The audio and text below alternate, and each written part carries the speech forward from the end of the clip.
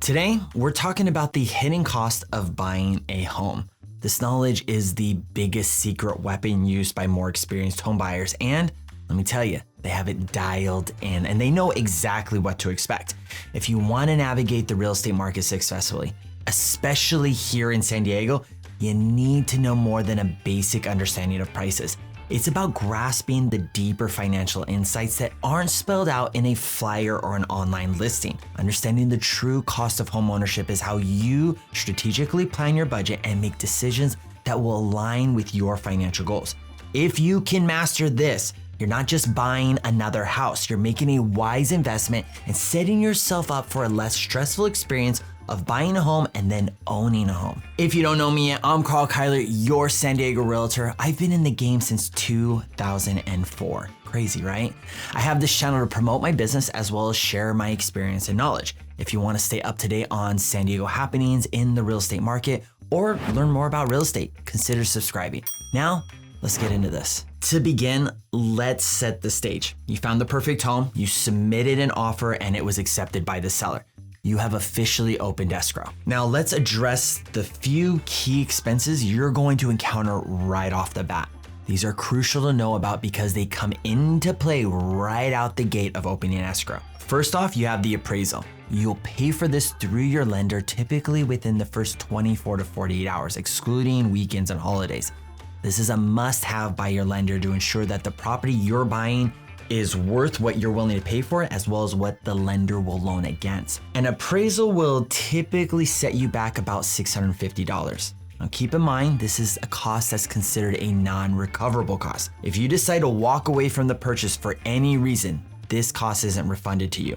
It's part of the investment of ensuring the property's value meets your expectations and the loan requirements. Next, let's talk about inspections. You'll start with the general home inspection, which can range from $550 to $1,500, depending on the size of your home. This inspection is critical. It's how you discover the hidden issues with the property that could potentially break the bank later on. Depending on the age of the home, you might need additional inspections like a roof inspection, a plumbing inspection with a sewer scope, or an electrical inspection if there's outdated wiring or more frequently an outdated panel. This is usually determined by the general inspector. Each of these specialized inspections typically cost between $500 and $1,000. Like the appraisal, these are non-recoverable costs. Think of them as insurance. If you found something wrong with the property, then you can get out of the purchase, which was going to cost you hundreds of thousands of dollars, if not millions, only for the cost of your inspections. Next, let's talk about the good faith deposit. This is due shortly after your offer is accepted, usually within a few days,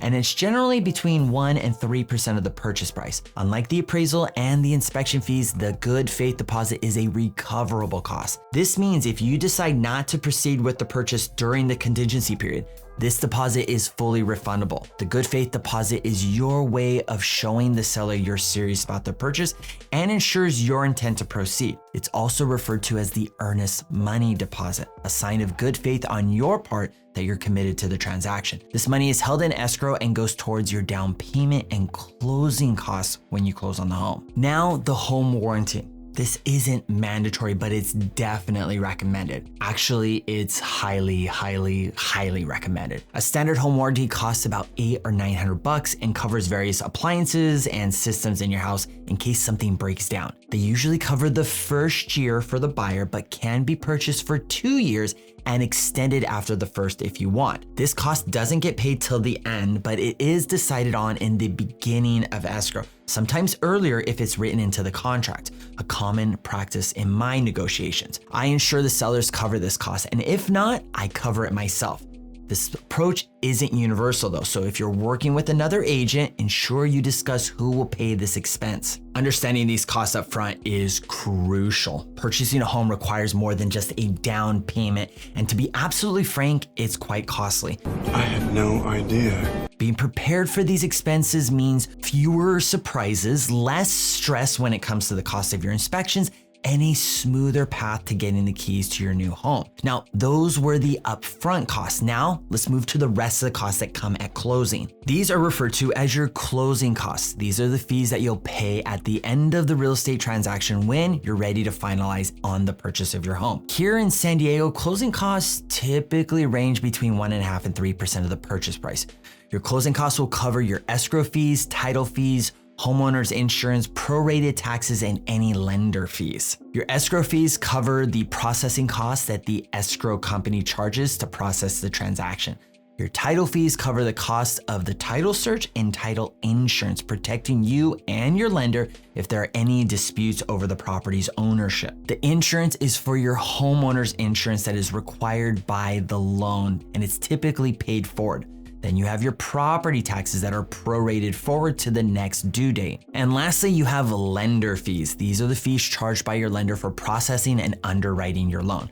These are the necessary costs for processing, protecting your investment, and making sure that the property you're buying has no legal entanglements that could come back and haunt you later on. Remember, these costs are typically due at closing, thus the name closing costs. So you'll need to have this amount in addition to your down payment. These two costs together, your down payment and your closing costs, are referred to as your cash to close amount. This is the money you're going to bring into escrow upon closing. It's really important to budget for these costs ahead of time, like even before you start looking at houses.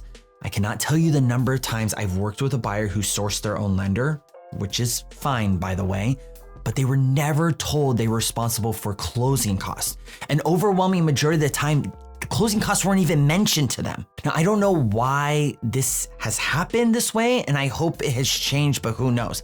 99% of the buyers I work with now decide to work with my preferred lenders, so I don't have to deal with this missing information detail. So just take note, if you're speaking with a lender that is not referred to you by your agent, ask them about closing costs. All right, so let's run through a quick scenario so you can see exactly what these numbers could look like. And let's use a $900,000 home as an example. Let's do this.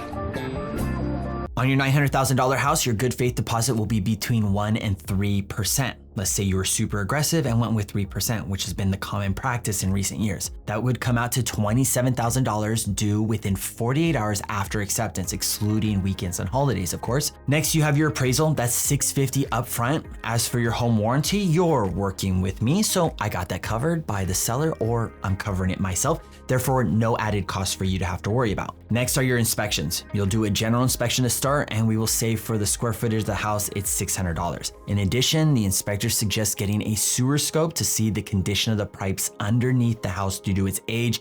And the inspector also sees signs that the roof is at the end of its lifespan. So we'll hire a roof inspector for that as well. Let's estimate those additional inspections will run you $1,200, so $1,800 in total in inspections. And that's it for your upfront costs. That totals $2,450 in non-recoverable costs, i.e. your appraisals and inspections. Plus, you have $27,000 in escrow as your earnest money deposit that is recoverable. If you decide to walk away at this point, maybe because the condition of the home is too severe, then you avoid taking on a $900,000 headache at the cost of $2,450.